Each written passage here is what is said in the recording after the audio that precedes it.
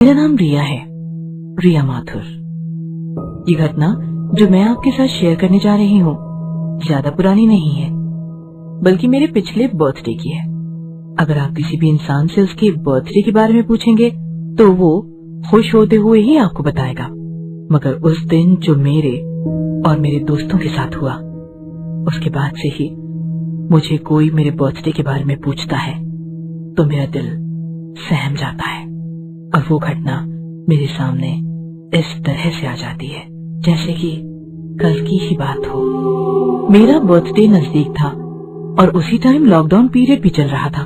मेरा मन तो बहुत जोरों की शानदार पार्टी करने का था, लेकिन इस लॉकडाउन की वजह से मुझे ये प्लान कैंसिल करना पड़ा। लेकिन जो मेरे बिल्कुल करीबी दोस्त थे वो ये बर्दाश्त नहीं कर सकते थे कि मैं अपना बर्थडे सेलिब्रेट ना करूं। इश्मीत, रवि और मेरी बेस्टी रेणुका। बर्थडे से एक दिन पहले ही मैं हॉल में बैठी इन तीनों से बात करके फ्री हुई थी कि मेरे फ्लैट की डोरबेल बजी। रात के 9 बजे थे और इस टाइम वहाँ के सभी लोग अपने अपने रूम में होते थे। इस टाइम कौन हो सकता है, कहते हुए मैं उठी और दरवाजा खोला। Happy birthday in advance. एक लड़की जिसकी उम्र लगभग मेरे ही जितनी होगी, उसने मुझे बर्थडे विश किया। मैंने उसको पहले कभी सोसाइटी में नहीं देखा था। थैंक यू, मैंने मुस्कुराते हुए कहा और उसको अंदर ले लिया। अंदर आइए ना।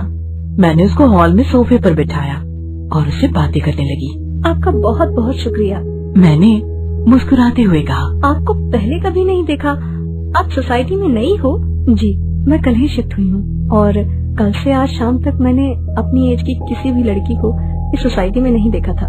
फिर आज शाम को जब आप गेट से अंदर घुस रही थी तब खिड़की से मैंने आपको देखा था। चलो अच्छा है, मैं भी यहाँ खुद को बहुत अकेला फील करती थी। अब नहीं करूँगी। आप जैसी प्यारी दोस्त जो मुझे मिल गई है। अब दोस्त बन ही चुके हैं तो आप नहीं चलेगा। मेरा नाम नताशा है और तुम्हारा? मेरा नाम रिया है। बहुत खूबसूरत, बिल्कुल तुम्हारी तरह। वैसे एक बात बताओ। हाँ पूछो।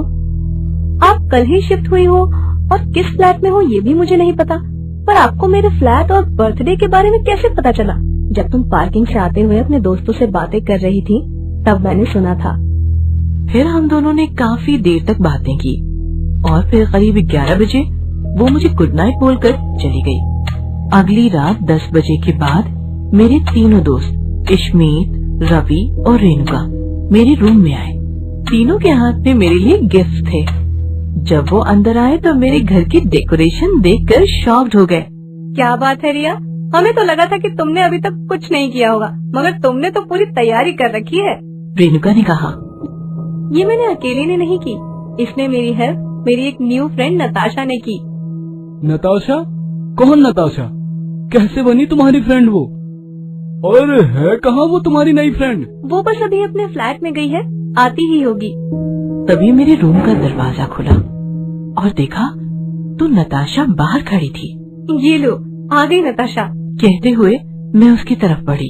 नताशा मेरे कमरे के अंदर जब दाखिल हुई तो मेरे तीनों दोस्त उसको कुछ देर ऐसे घूरने लगे जैसे वो उसको जानते हो।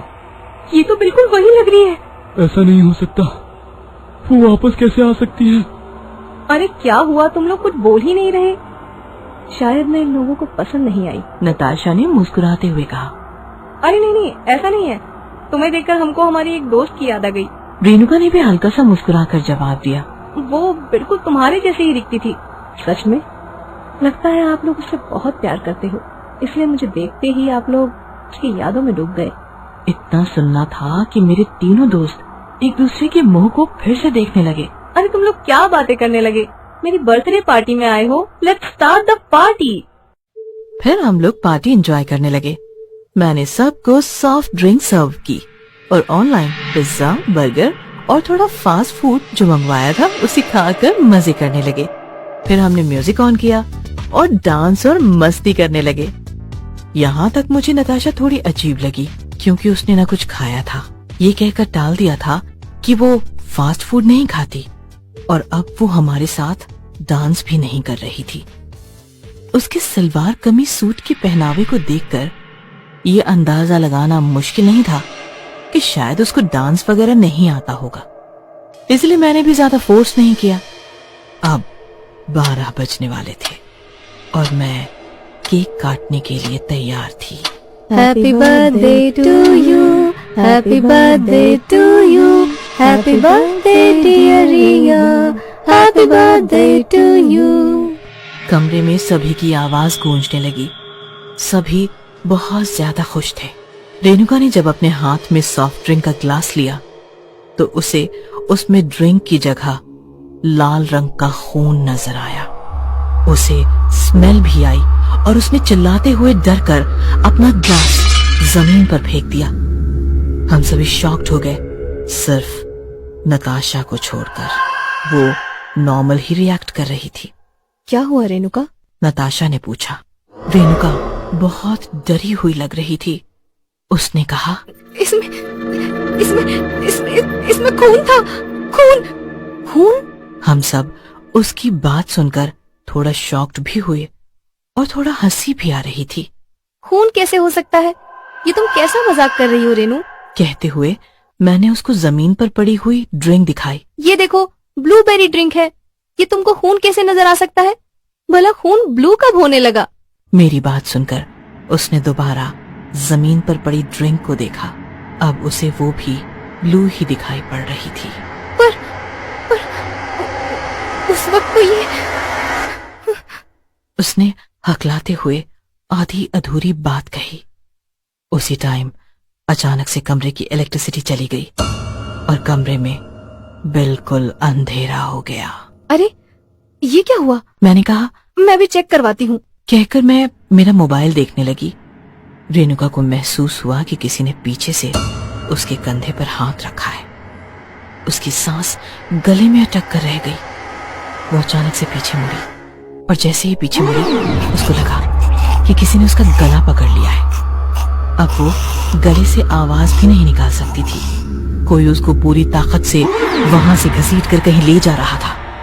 उसको महसूस हुआ कि वो एक चौखट से होती हुई दूसरे कमरे में ले जाई जा चुकी है। फिर उस कमरे की लाइट्स खुल गई। उसने देखा उसके सामने नताशा खड़ी है, लेकिन इस वक्त वो बहुत ज्यादा भयानक लग रही थी। उसके बाल खुले हुए थे और उसका चेहरा उसके बालों से ढका हुआ था और वो एक गीत गुनगुना रही थी।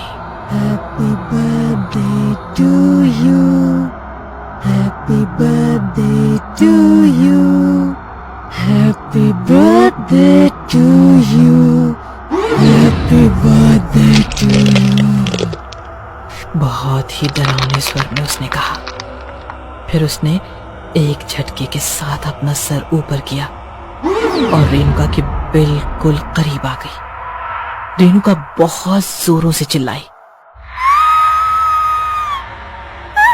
छोड़ दो मुझे, छोड़ दो। वो उसे दूर भागने की कोशिश में दरवाजे पर गई और लॉक खोलने की कोशिश करने लगी, लेकिन अभी दरवाजा खुल नहीं रहा था। बहुत डर लग रहा है अपनी मौत को सामने देखकर। नताशा ने शैतानी अंदाज में हंसते हुए कहा। मुझे जाने दो, मुझे जाने दो, प्लीज प्लीज मुझे जाने दो। रेणुका रोते हुए उसकी तरफ मुड़कर बोली, मैं भी ऐसे ही चिल्लाई थी तुम्हारे सामने। मैं भी इसी तरह डरी हुई थी, लेकिन तुम लोगों ने मेरी एक ना सुनी, मेरा मजाक बनाया। याद आया तुम्हें? नताशा ने कहा। ये सुनकर रेणुका की आंखें फटी की फटी रह गई। उसने कांपते हुए होठों से कहा, छाया, छाया तुम? हाँ, मैं छाया हूँ। छाया, छाया मुझे माफ कर दो। हमने बस तुम्हारे साथ एक प्रैंक खेला था। हमें नहीं पता था कि तुम